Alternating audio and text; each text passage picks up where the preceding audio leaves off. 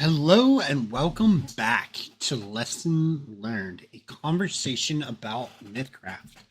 I am Corey Griffin, and today we are going to be covering some more of the um, professions in Mythcraft. Um,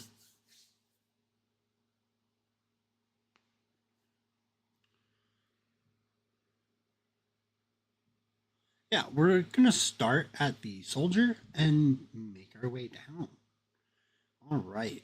A soldier in Mythcraft is pretty much anyone that is, you know, I feel like soldier is probably the most self-explanatory, right? Like you're a proud and dedicated warrior. You serve your country and your people with like honor and distinction. Anything from defending your homeland against invaders all the way to like marching into foreign lands, right?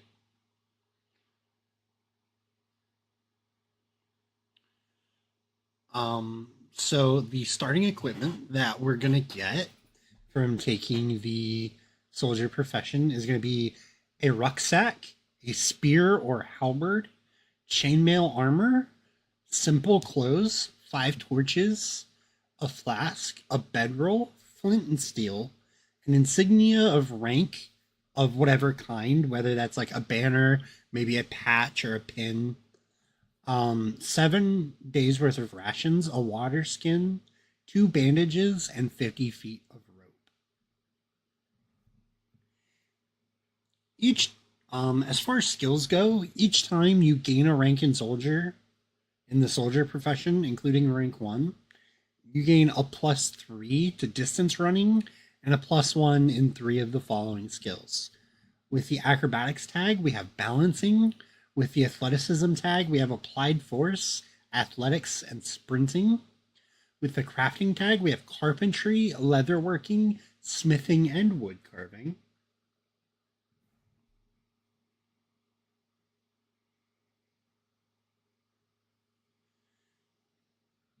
With the influence tag, we have gossiping, intimidating, and leadership. With the knowledge tag, we're looking at geography, history, law, medicine, military, politics of a chosen region, a chosen religion, or land vehicles. Under the observation tag, we have intuiting and perceiving. Under stamina, we have forced march and menacing. And last but not least, under the survival tag, we have animal handling, dungeoneering, nature, and navigating. Military ranking is going to be your um, ability that you get when you become a rank 1 soldier, and every time you gain a rank in the soldier profession, you advance your official position in the military entry of which you are a member. At rank 1, you're a low ranking member of the infantry. While in an urban or rural area where your military maintains a presence, you can find free food and lodging among your compatriots.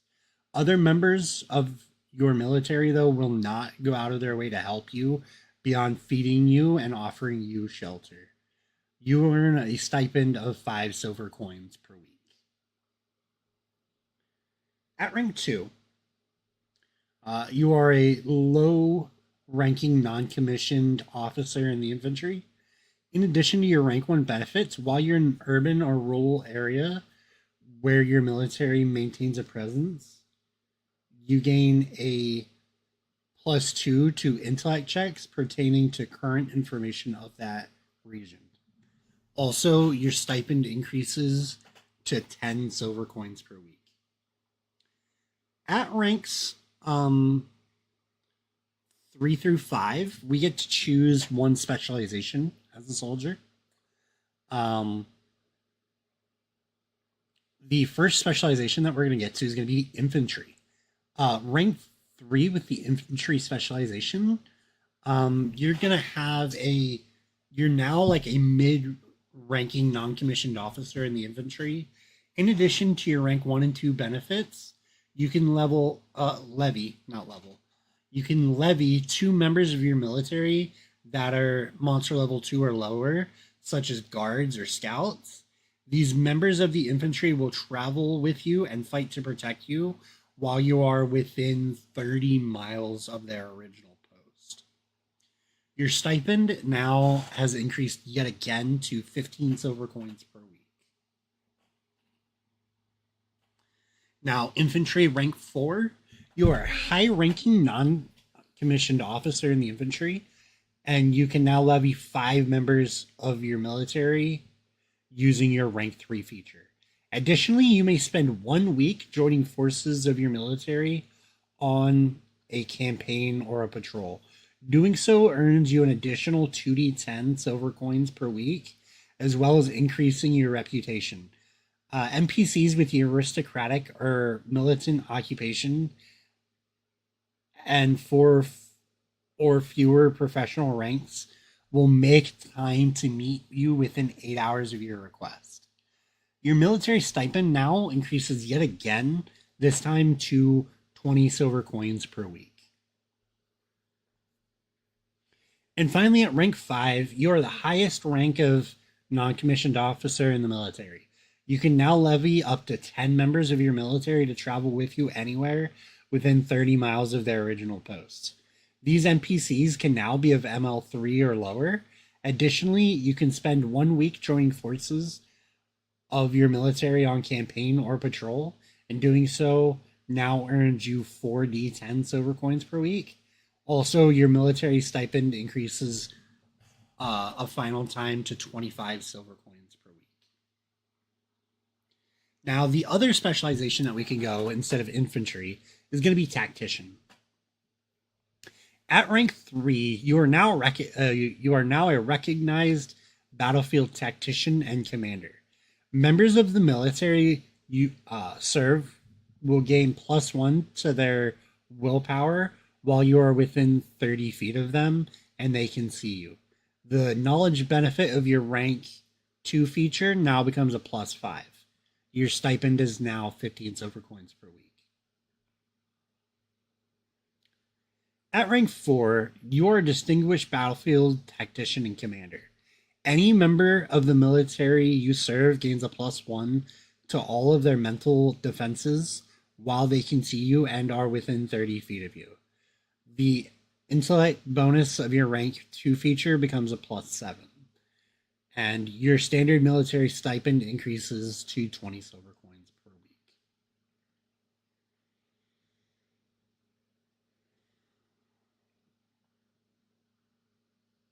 And finally, we have the rank 5 for soldier tactician. You are one of the most renowned military tacticians in the world. Your knowledge bonus of your rank 2 feature becomes +10. Military commanders will seek you out for service, and you can spend 1 week on a campaign to earn 40 silver coins in payment. Furthermore, you can secure an audience with most military individuals of great influence.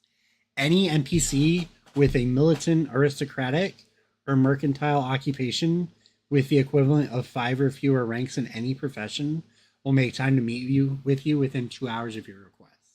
Your standard military stipend now becomes 25 silver coins per week.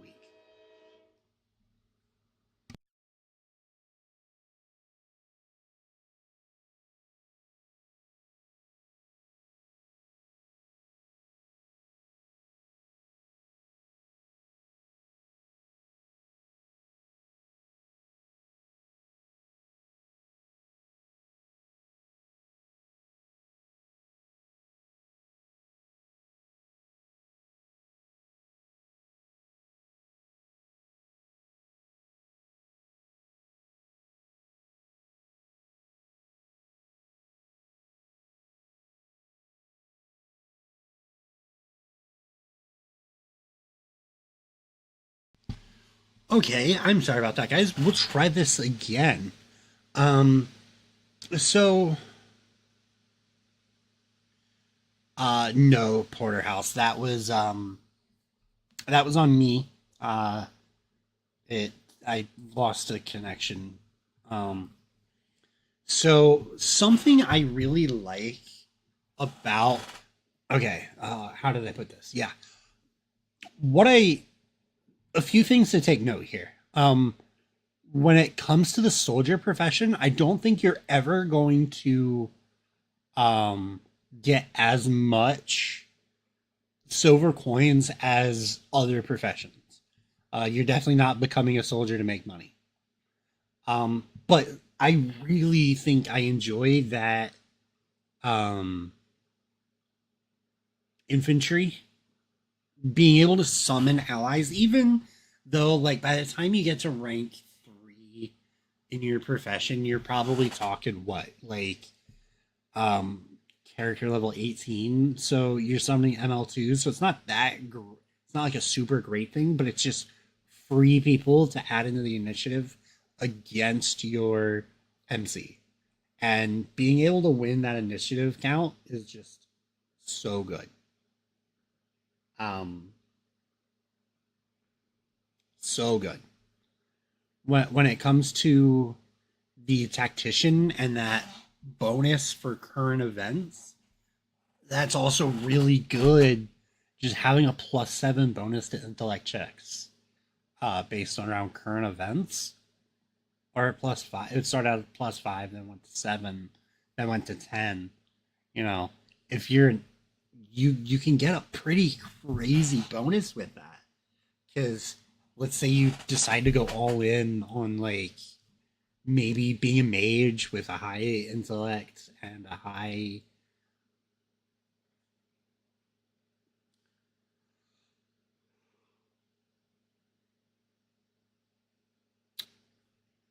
we'll call it politics, just because that seems like an interesting character idea.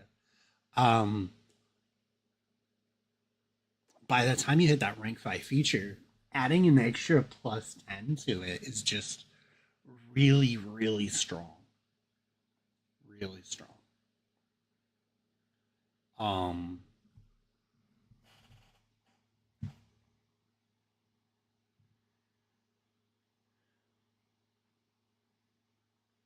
so up next we're gonna have the trader. And as traders, you're constantly on the move, traveling from one town to another, from one village to another, in search of new markets and opportunities. You have a keen eye for profit and a talent for negotiation. You can buy things low and sell things high, always seeking out the best deals and the most valuable merchandise to trade. Whether you're trading in things like exotic spices, rare herbs, precious gems, or any other commodity that you can get your hands on, you're always seeking to turn a profit and grow your wealth and influence in the world.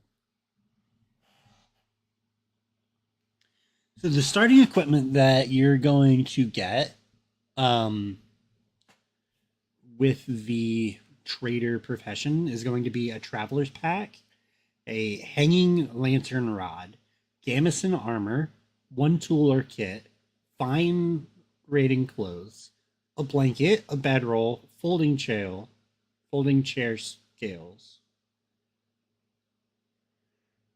various pouches and bottles, a magnifying lens, a bolt of silk fabric, and some exotic spices. Each time that you gain a rank in the trader profession, including rank 1, you gain +3 to savoir faire and +1 in 3 of the following skills. All of the crafting tag skills are included in this. Also, under influence, we have deceiving, empathy, gossiping, and persuading. Under knowledge, we have art, economics, history, law, medicine, politics of your chosen religion, ah,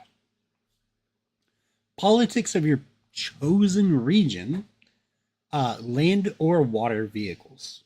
Under observation, we have appraising, intuiting, and perceiving. Under survival, we have animal handling.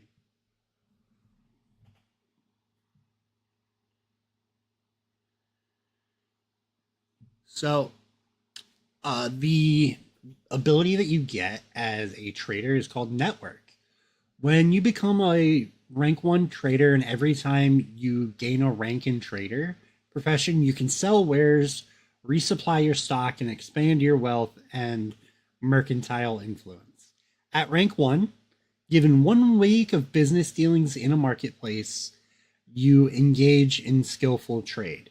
You earn 2d10 plus 20 silver coins each time that you do this.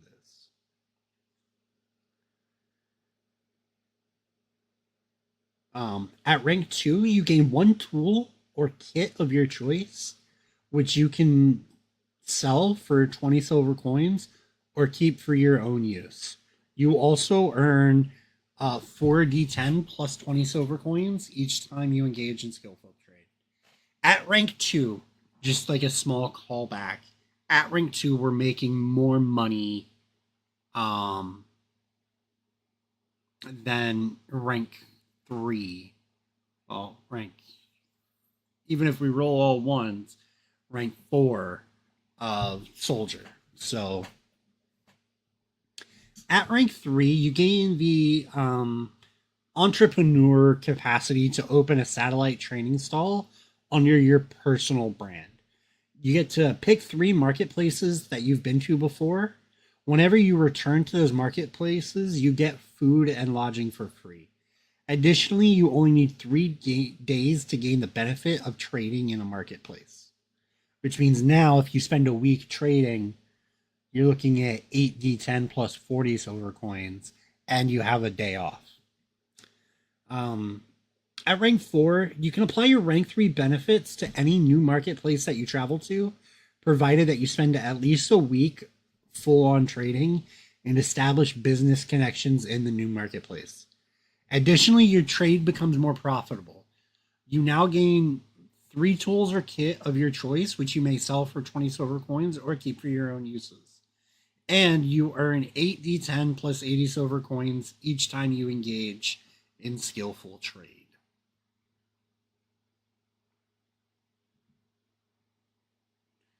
At rank 5,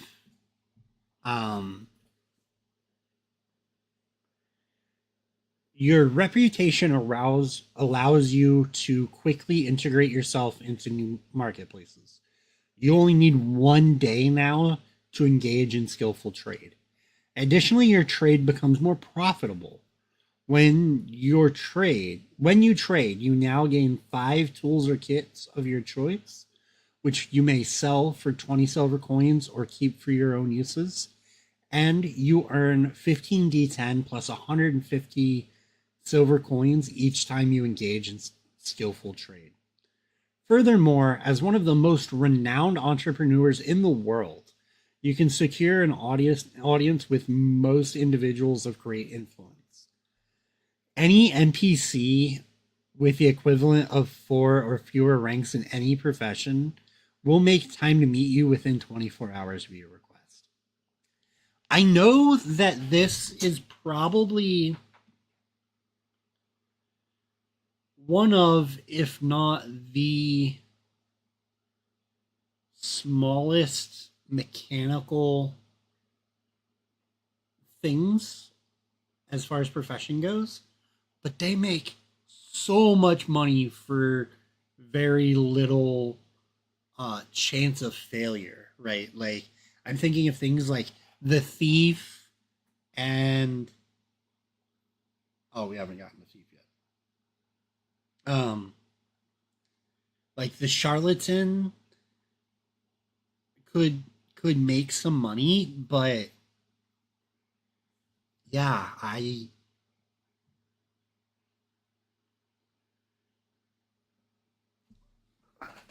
think the trader just makes more money. You get the greater heist, or the big um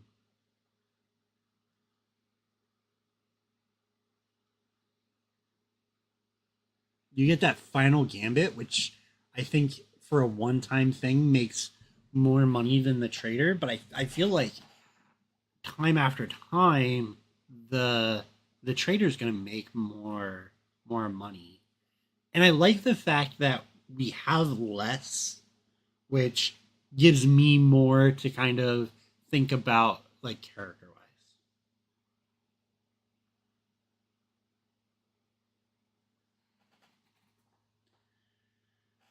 All right. So the next one that we're going to talk about is actually going to be the thief.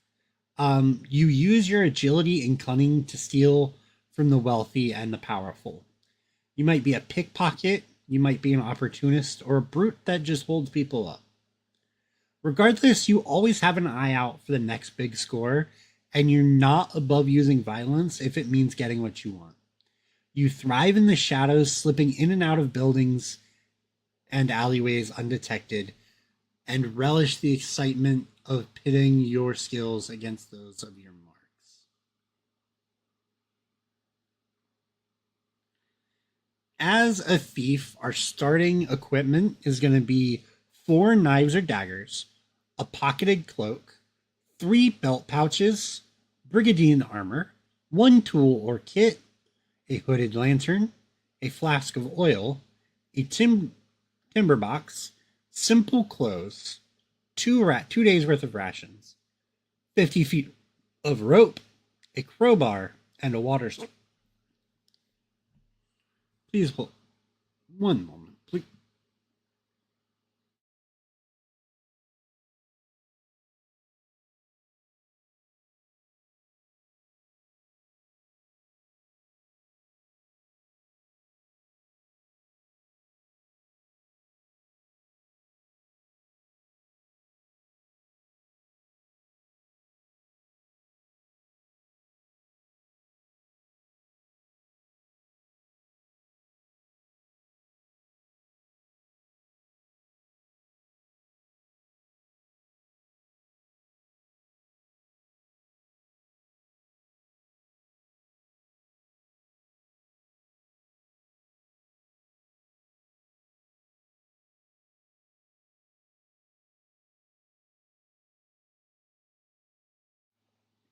All right, I am sorry about that. A small case of the hiccups there. Um, 50 feet of rope, a crowbar, and a water skin. Each time that you gain a rank in the thief profession, including rank 1, you gain +3 to the evading skill and +1 in 3 of the following skills. With the acrobatics, we have balancing, contorting, and tumbling. With the athleticism skill, we have athletics and sprinting. Under the crafting skill, we have jeweling, painting, pottery, weaving, or wood carving. With the influence skill, we're looking at deceiving, empathy, gossiping, or intimidating. Under the knowledge skills, we have art, economics, geography, history, law, politics of a chosen region. With the luck, we have fortuity. Under observation, we have appraising, eavesdropping, intuiting, investigating, or perceiving. Under performance, we have entertaining or savoir-faire. Under stamina, we have distance running. Under subterfuge, we have disguising, foraging, lockpicking, and sleight of hand. And under survival, we have dungeoneering and sneaking. This being said, that's a huge list of skills with some really great options.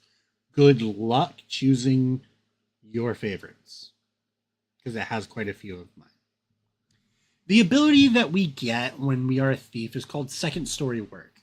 Whenever we become a rank 1 thief, and every time that we gain a rank after in the thief profession, we improve our ability to sneak in and steal things without getting caught. Given 1 day of thieving in any at rank 1, given 1 day of thieving in any medium or large size settlement, you can earn 2d10 silver coins with a 10% chance of being discovered by local authorities. For each day spent thieving in a given month, you gain an additional 10% chance of this getting discovered. 2 days leads to a 20% chance. 3 days leads to a 30% chance. There is no upper limit to the likelihood of getting discovered. If you're discovered, you suffer -1 goodwill, and the local authorities immediately know your description and will seek you out for either arrest or recompense.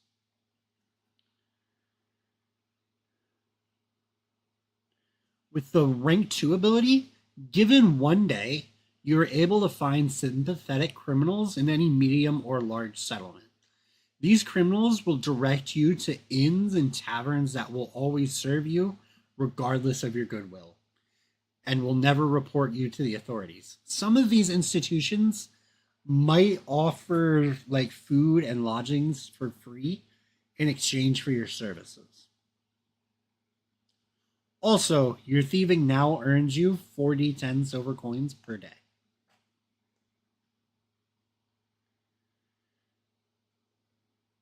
With your rank 3 ability, um, your chance of discovery can never increase above a 40%, and you're now able to locate a dominant thieves guild in any medium or large settlement.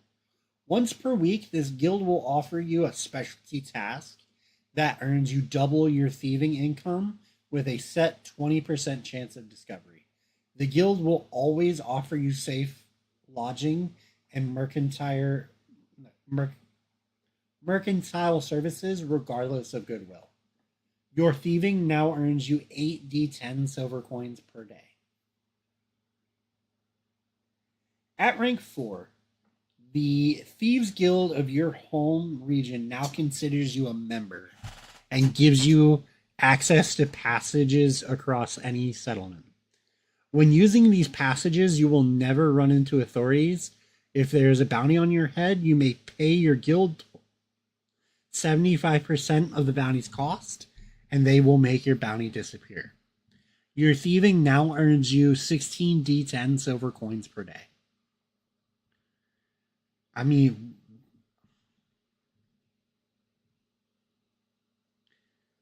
I'll get into it. At rank 5, your cumulative chance of discovery can never raise above 20%. If there's a bounty on your head, you may pay your guild 50% of the bounty cost, and they will make the bounty disappear. Additionally, once per week, you may recruit up to 3 thieves in any settlement. These thieves will not travel with you, but will increase your skill checks with the subterfuge tag by +3 per thief for 1 day after being hired. Your thieving income now becomes 20d10 plus 200 silver coins per day. All right. All right, listen, guys. 20d10 plus 200 silver coins per day. Your chance of discovery never raises above a 20%.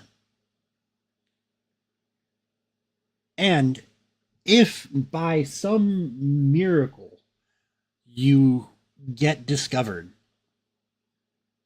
you only have to pay half of whatever the bounty is to your guild, and they will make it disappear.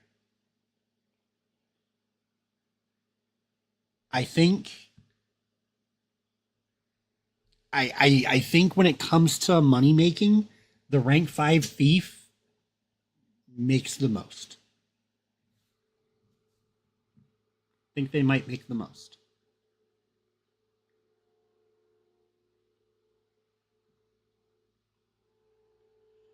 Like, sure, it's not time and time again like the trader is, but it's still pretty good.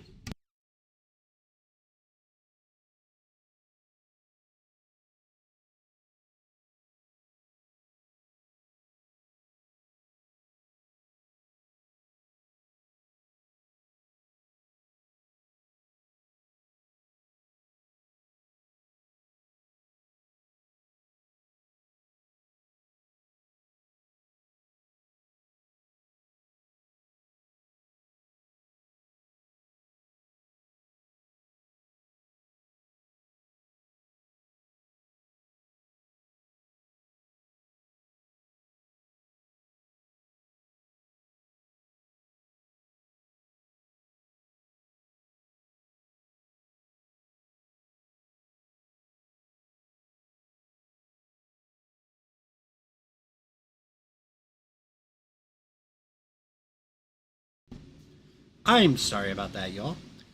It's hard for me to think of a profession that makes more money than the thief.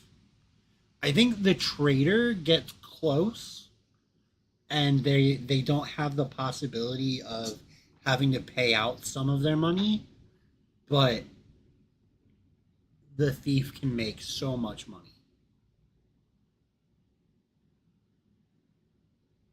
So the last profession that we have to talk about today and through this little mini series is gonna be the thug. With the thug, you are no stranger to the brutal struggle of urban life. Outside the eyes of the law, where the strong take from the weak, and the sharpness of the blade says more than a written decree. Perhaps your actions come from necessity, or maybe they come from a desire for power. But either way, you're not afraid to use your cunning, your strength, and wits to take what you want when you want it. You claim your territory through brute force or intimidation, and do not let anything stand in your way. As far as starting equipment goes, you get a backpack, a hooded lantern, a flask of oil, one tool or kit, simple clothes, a tinderbox, a cestus or brass knuckles, brigandine armor, 50 feet of rope, manacles, two rations, and two torches. Solid. Um, each time you gain a rank in the thug profession, included rank 1, you gain +3 to evading and +1 in 3 of the following skills. Under acrobatics, we have balancing. Under athleticism, we have applied force, athletics, and sprinting. Under influence, we have deceiving and intimidating. Under luck, we have fortuity and scavenging. Under observation, we have appraising, eavesdropping, intuiting, investigating, and perceiving.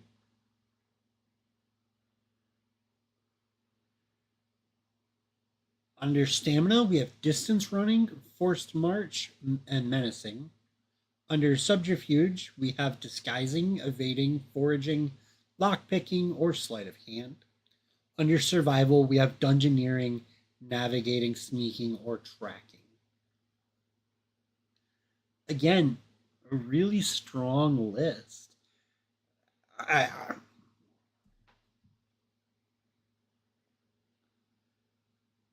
Your ability, yes.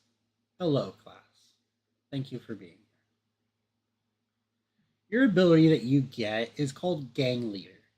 When you become a rank 1 thug, and every time you gain a rank in the thug profession, you improve the strength of your gang and expand your territory and influence. Every month that you operate a territory, you suffer -1 goodwill in the local community. At rank 1, you have laid claim to territory in a medium or large size settlement equivalent to 1 city block. Inns, taverns, and storefronts in that area will pay into your protection racket, each week earning you 3d10 plus 30 silver coins after your own expenses.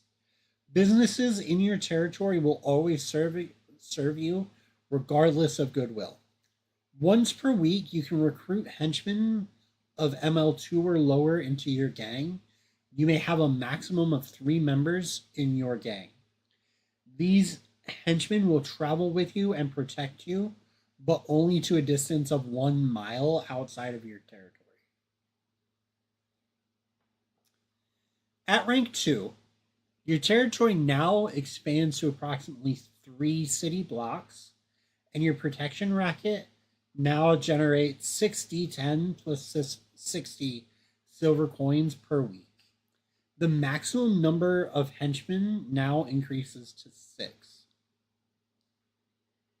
At rank 3, your territory now expands out to approximately 6 city blocks, and your protection racket now generates 12d10 plus 120 silver coins per week. Your maximum number of henchmen also increases to 12. Additionally, you have managed to buy off a crooked guard who will turn a blind eye to low tier crimes you commit in your territory for 10 silver coins per week.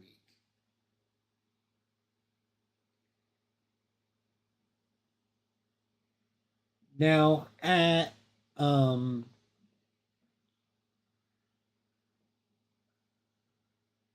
rank 4, your territory now expands to approximately 10 city blocks, and your protection racket now generates 20 d10 plus 200 silver coins per week. Your maximum number of henchmen increases to 20, and you can pay 30 silver coins to pay off up to 6 guards in this area. You are a greatly feared authoritarian figure at this point, and as part of this benefit, you may immediately gain 1 rank of the honorable profession. And then finally, at rank 5, your territory now expands to approximately 15 city blocks, and your protection racket now generates 40 d10 plus 400 silver coins. Your maximum number of henchmen increases to 30, and it now costs 100 silver coins to pay off every guard in the area for 1 week. Not just a couple, every one of them. Your Mythcrafter may decide that a small minority of guards are incorruptible, but such guards are initially unaware that their associates have been bought out. They may or not ever learn the truth. Finally, you gain the Call a Hit ability. Once per month, you may send 30 thugs to burn down a property, murder a target, extort a bank or wealthy merchant for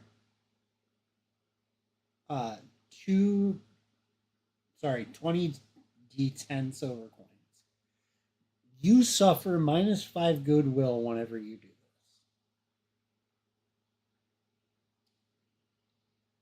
It's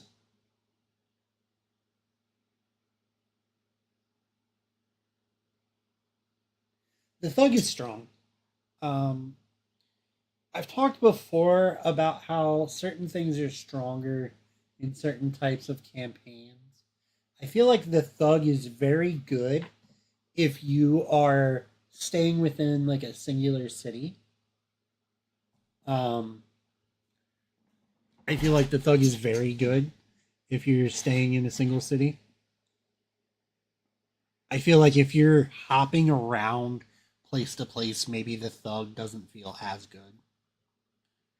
But a lot of um, occupations are like that. They either feel really good going place to place, or they feel really good staying in one place, with a few exceptions.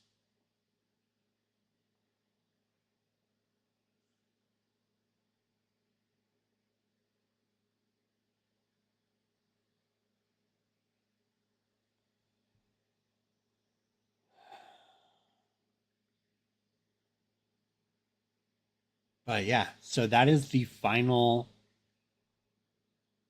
I don't have a lot of final thoughts for the thug. I think it's a good profession. Being able to recruit people to help you, always a benefit. I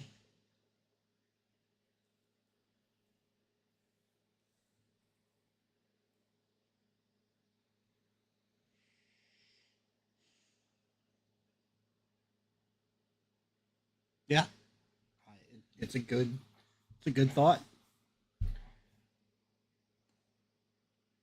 Um,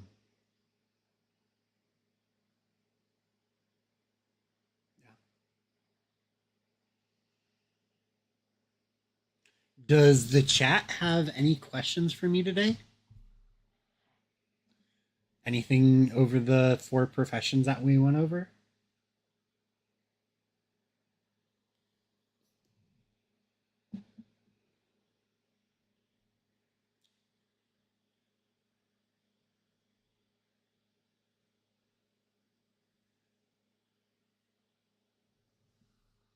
Well, while you are stewing on that, um,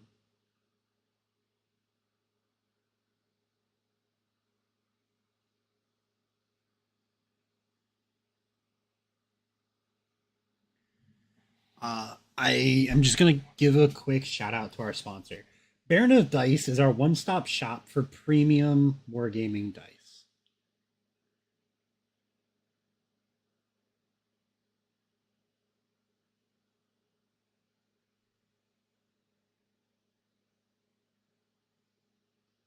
Um, their dice are hand poured with a premium resin material and colored dyes. Each die is hand mixed to the desired result and then carefully swirled in, whether that's two colors, three colors, or four, in a silicone mold before being laser engraved with a wicked symbol, hand inlaid and finished with a matte or gloss polish. There are no imperfections in their dice, no balancing issues or microbubbles, no mold lines. This is the difference you can quite literally feel and hear with their dice. Whatever game you play, whatever style your team, they're ready to elevate your game. Um, yeah. So one of the questions we got, or comments really, and I'm just going to comment on it. Thugs can make a significant amount of money without drawing the ire of the law. However, you do that at the detriment to your goodwill of wherever you're staying. Um, because every time you make money, your goodwill goes down.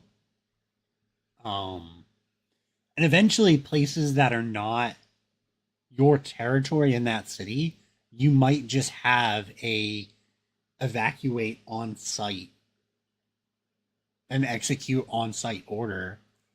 Because this is definitely a video topic. Maybe. Goodwill.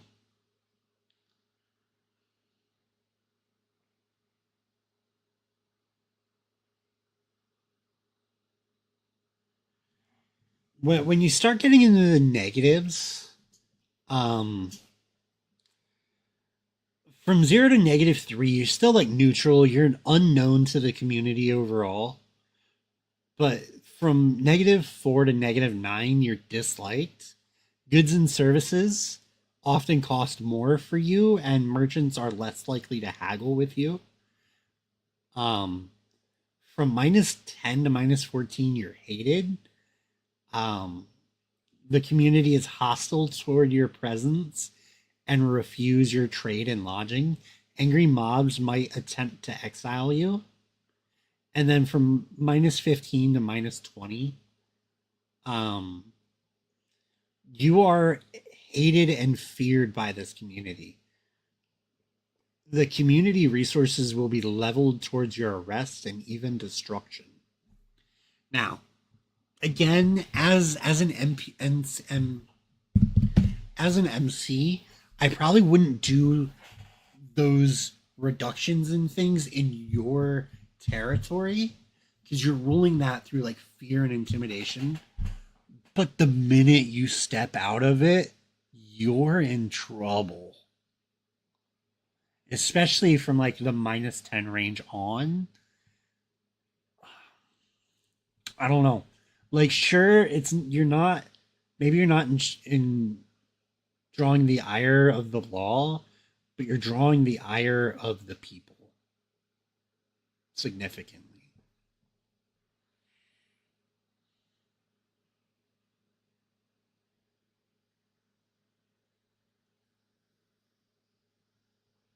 But do we have any other questions tonight, chat?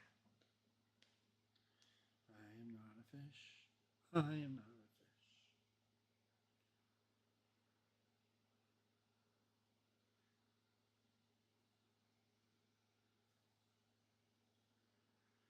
Now, as far as next week's video and the channel moving forward now that I've gotten through all of the base professions, occupations, and things like that. I'm probably going to start mixing some basic gameplay conversations with some character builds going forward in the future. I sat down and I really thought about what I wanted the future of this channel to kind of look like. As far as next week's exact topic, I don't know what that's going to necessarily be yet. Um, but I will say thank you all for being here. If you'd like to see how professions work in a game, or maybe more specifically a game run by me, you can check out my actual play podcast, Tales of Yavard. Um, Anywhere podcasts are found. Even the VODs are uploaded on YouTube if you want to check them out here. Um, with that being said, I hope that you all have a wonderful day and a wonderful week. And I will talk to you all next week.